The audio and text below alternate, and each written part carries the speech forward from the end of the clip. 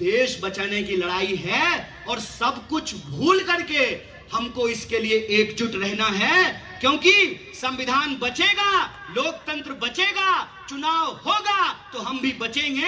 यह बात हमको याद रखना है कि जुल्मी जब जब जुल्म करेगा, झूठ के हथियारों से चप्पा चप्पा गूंज उठेगा इनकलाब के नारों से। गरीब के बच्चों को नहीं मिल रहा नौकरी और गृह मंत्री का बेटा बन रहा है बीसीसीआई का सेक्रेटरी। एक तरफ वो हैं जो बार बार नए तरीके का झूठ बोल रहे हैं।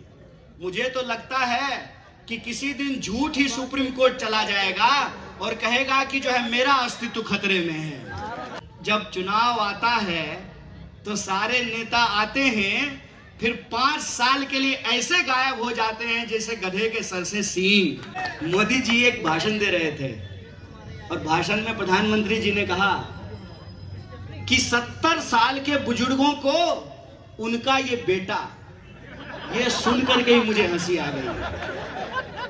70 साल के लोगों को बुजुर्ग कह रहे हैं और खुद ही 74 साल के हैं। बटन दबेगा, बटन दबेगा, बटन दबेगा।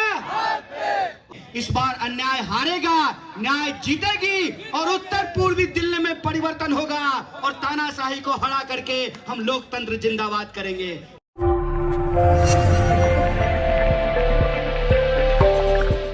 एक तरफ वो हैं जो समाज में नफरत फैला रहे हैं, एक तरफ वो हैं जो लोगों को गुमराह कर रहे हैं, एक तरफ वो हैं जो बार बार नए तरीके का झूठ बोल रहे हैं। मुझे तो लगता है कि किसी दिन झूठ ही सुप्रीम कोर्ट चला जाएगा और कहेगा कि जो है मेरा अस्तित्व खतरे में है।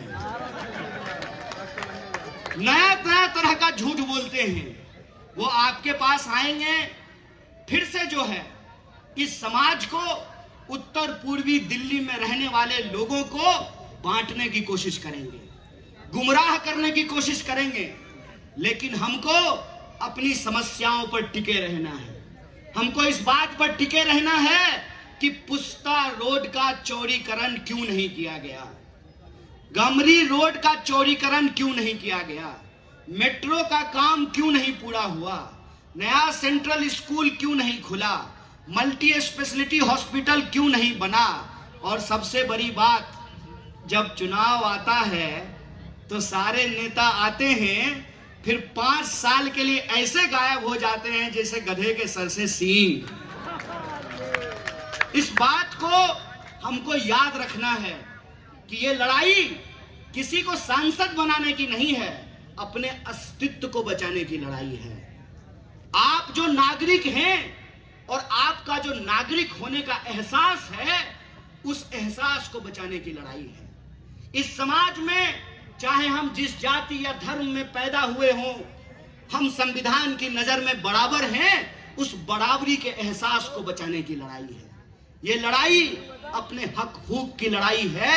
यह लड़ाई अन्याय के खिलाफ न्याय को बचाने की लड़ाई है। इस बात को हमको याद रखना है। बोलिए, आप न्याय के लिए, न्याय को बचाने के लिए तैयार हैं? अगर आप तैयार हैं तो हम आपको एक बात कहना चाहते हैं, जो आपको मिल रहा है मुबारक, जो आपको मिल रहा है बधाई। हम उस बात को आगे बढ़ाना चाहते हैं। हम चाहते हैं कि महिलाओं को हर महीने 8,500 रुपया मिले।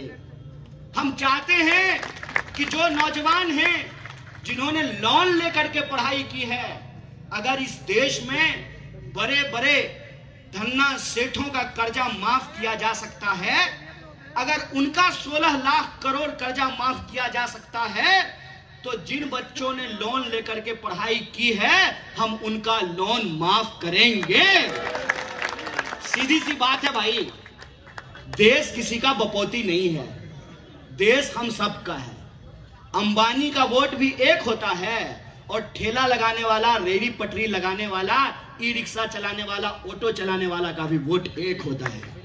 अगर इस देश में अंबानी अदानी के लिए कर्जा माफ किया जा सकता है, तो आपको विद्यार्थियों का भी कर्जा माफ करना पड़ेगा।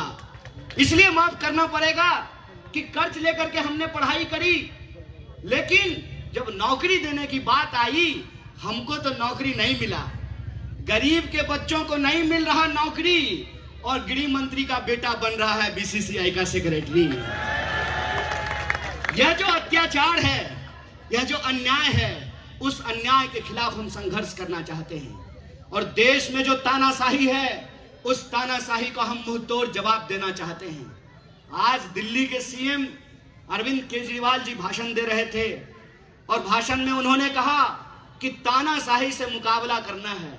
तो एक बात मैं आपको बता दूं, जैसे आप कोई गुरु से शिक्षा लेते हैं, तो दो लोग जो गुरु से शिक्षा लेते हैं उनको आपस में गुरु भाई बोलते हैं। अरविंद केजरीवाल जी से हमारा रिश्ता तो जेल का रिश्ता है। हम तिहाड़ से आ चुके हैं, पहले जाके आ गए, वो अभी अभी आए हैं और फिर उनको वापस जाना है। मैं कहता हूं कि यह बड़ी लड़ाई है। यह लड़ाई पार्षदी का नहीं है, यह लड़ाई विधायकी की नहीं है, यह लड़ाई देश बचाने की लड़ाई है। और सब कुछ भूल करके हमको इसके लिए एकजुट रहना है, क्योंकि संविधान बचेगा, लोकतंत्र बचेगा, चुनाव होगा तो हम भी बचेंगे। यह बात हमको याद रखना है। इसीलिए आप सबसे मैं आग्रह करना चाहता हूं कि इस बार के चुनाव में हमको दल नहीं देखना है। और जहां तक इस उत्तर पूर्वी क्षेत्र में होने वाले चुनाव का सवाल है, तो आप सब जानते हैं कि दिल्ली में इंडिया अलायंस बना है, और इंडिया अलायंस बनने के चलते इस बार हाथ में झाड़ू है।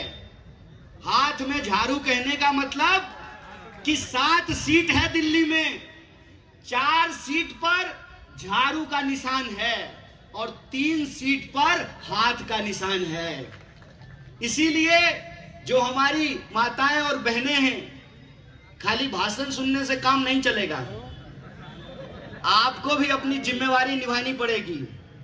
आपको घर घर में जाकर के जो आपकी देवरानी और जेठानी हैं और जो सासू माँ हैं, उनको समझाना पड़ेगा कि इस बार झाड़ू और हाथ साथ में है।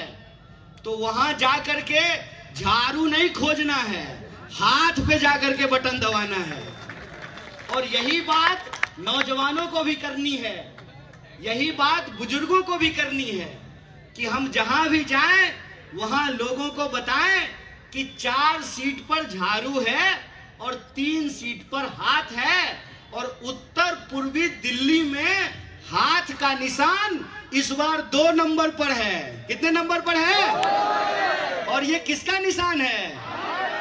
ये जीत का निशान है। इसीलिए मैं कहता हूं कि इस बार सारा ग्रह, नक्षत्र और दिशाएं यह कह रही हैं कि जितना तुमको जोर लगाना है लगा लो। हम लोग यूनिवर्सिटी में एक बात कहा करते थे कि जुल्मी जब जब जुल्म करेगा, झूठ के हथियारों से चप्पा चप्पा गूंज उठेगा इनकलाब के नारों से। इस बार इस देश में परिवर्तन होगा। मीडिया चाहे जितनी भी, बहुत सारे मीडिया को उन्होंने खरीद लिया है ना, सब लोग बुरा मत मानिएगा। जो अरबपति मालिक लोग हैं वो अपना ईमान बेच दिया है। कभी भी आपका मुद्दा टीवी पे नहीं दिखाता है, महंगाई की बात नहीं होती है, बेकारी की बात नहीं होती है, इस क्षेत्र की जो समस्याएं हैं उसकी बात नहीं होती है। दिन भर समाज को लड़ाने का धंधा किया जाता है।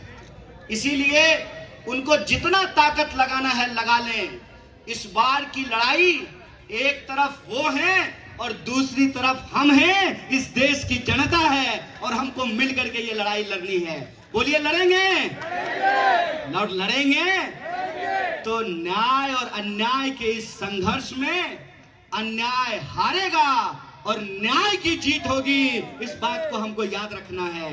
इसीलिए आप सबको अपनी एक जिम्मेवारी निभानी पड़ेगी।